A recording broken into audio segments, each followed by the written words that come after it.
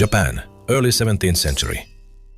Miyamoto Musashi is no longer just a wandering ronin, but a living legend.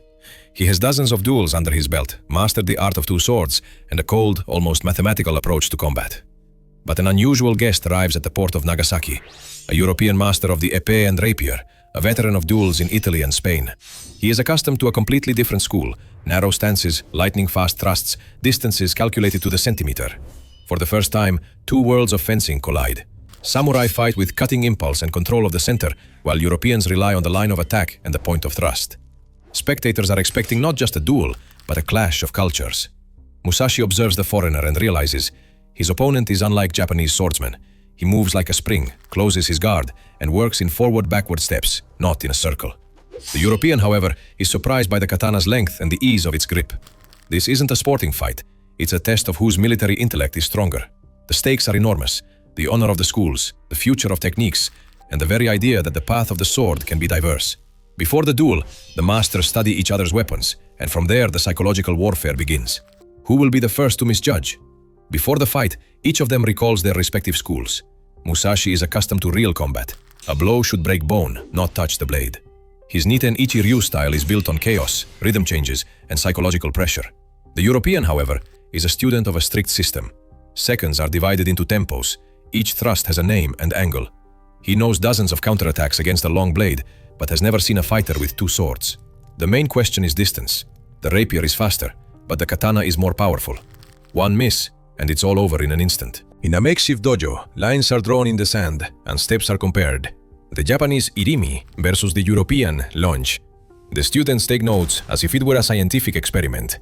Musashi decides they can't play by the guest's rules. They need to break his rhythm. The European has a different idea. He'll hold the center and wait for the right moment to thrust into the throat. Before the masters enter, they change weapons, check their balance, and the spectators sense that this isn't a duel, but a laboratory for the future of fencing. Who will prove that their school is closer to real warfare? The day of the duel. The area near the temple is cleared. The spectators stand in a ring, but the silence is such that no one is breathing. Musashi emerges barefoot, two swords tucked into his belt, his gaze calm, as before a regular training session. The European wears a leather jacket, his rapier gleaming with its narrow blade. The difference in worlds is already evident in their first movements. The Japanese maintains a wide stance, his center of gravity low, ready for a slashing explosion. The guest is almost sideways, his body hidden, the point aimed directly at his opponent's face. The first exchange is merely a reconnaissance. The rapier makes a lightning-fast thrust to the shoulder. Musashi deflects it with the flat of his wakizashi and counters with a step forward. The crowd gasps. The European's speed is incredible, but his katana cuts through space like an axe. Everyone is looking for a weakness in the opponent's system. Musashi understands that the straight line of the thrust must be countered with a diagonal and pressure. The European sees that the Japanese is unafraid of risk and is willing to accept a wound for one decisive blow. This is no longer technique, but a chess game of bodies. Sand flies from underfoot. The blades sing in different voices, and for the first time it becomes clear. It is not the weapon that will win, but the one who breaks the opponent's logic. The fight accelerates. The European tries to force a clean duel, short thrusts, work on the wrists, constant control of the point. But Musashi breaks the distance, suddenly transitioning into a street fight, spinning his katana in wide arcs, forcing the rapier into a defensive stance. Here, two philosophies of strength collide. In Europe, the sword is an extension of the eye. In Japan, it's an extension of the entire body. Musashi makes a move that shocks the spectators. He deliberately opens his right side, inviting an attack. The European sees an opportunity and strikes the body, but the wakizashi intercepts the blade, and the katana misses his neck by centimeters. For the first time, the guest realizes that his opponent isn't just a swordsman, but a strategist of chaos. The students note, the rapier is a third of a second faster in thrusting, but the katana wins in breaking defenses. The first drops of blood appear on the sand. No one knows whose. The duel turns into a scientific experiment at the very edge of life, where every mistake costs the future. And the main question hangs in the air. Can these schools even be compared by the same standards? The duel enters a phase of exhaustion. Both masters begin breathing louder, their movements losing their outward beauty and becoming extremely economical. The European changes tactics. Instead of single thrusts, he switches to a series of feints and attacks, forcing Musashi to react to feints. But the Japanese responds unexpectedly. He begins to work not on the blade, but on the psyche. Sharp cries, a change in the rhythm of his steps, sudden stops. For the European school, this is almost a violation of the rules, but in war, there are no rules. The rapier touches the kimono several times, leaving thin cuts, though none are fatal. The katana, meanwhile, increasingly strikes the guard, attempting to break the opponent's weapon. The spectators witness how the two systems are learning right in combat. Musashi students remark, this is the first time their teacher has fought so carefully. And the European sailors whisper that they have never seen a man ignore a direct thrust to the face. Time stretches, as if the duel has been going on for hours. And suddenly, it becomes clear. This is not a quest for a beautiful victory, but a test of the limits of the human body and spirit. The crucial moment arrives. The European decides to take a risk and employs the double tempo technique, a short thrust to the thigh, followed immediately by a thrust to the throat. In European duels, this is almost a guaranteed victory. But Musashi reads the intent in the shoulder movement. He doesn't retreat, but rather advances, breaking the rapier's ideal range.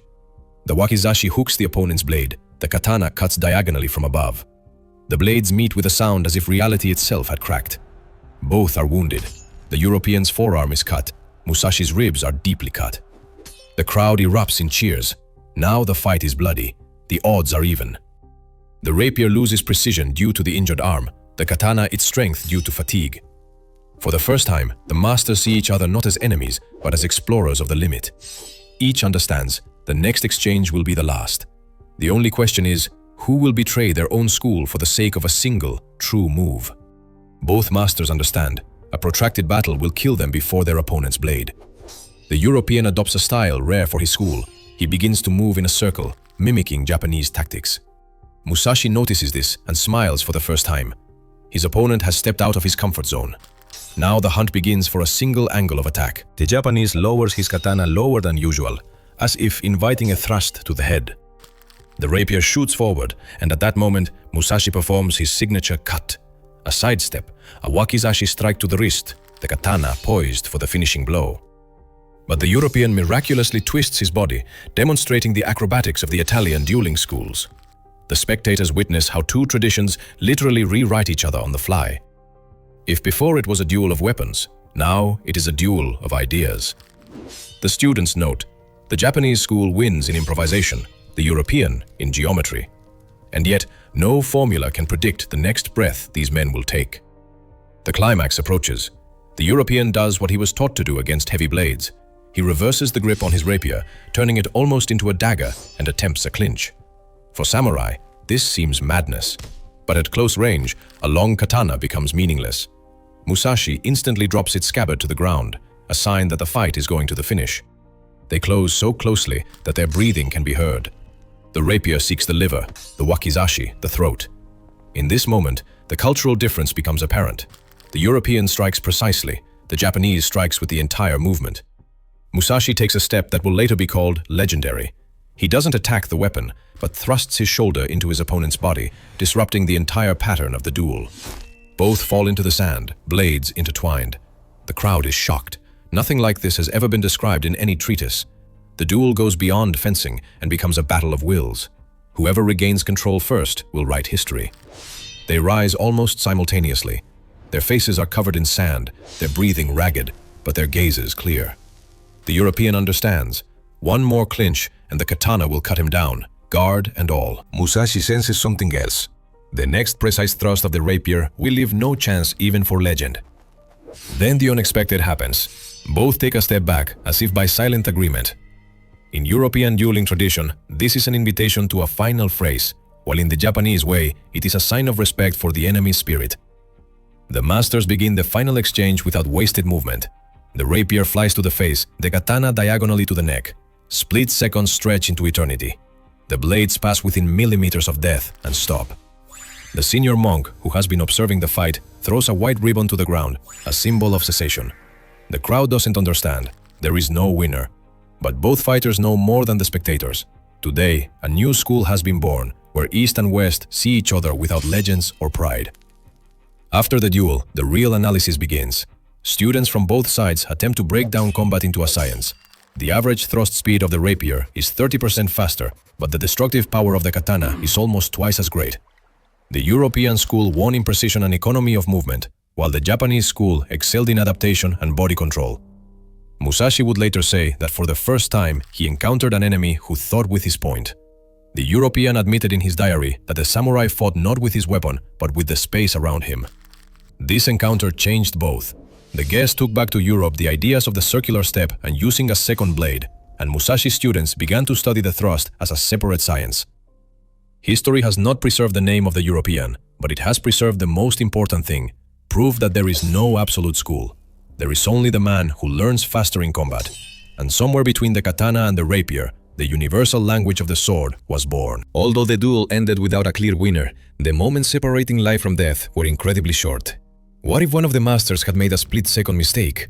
What if the katana had passed millimeters earlier, or the rapier had found a weak spot in Musashi's defense?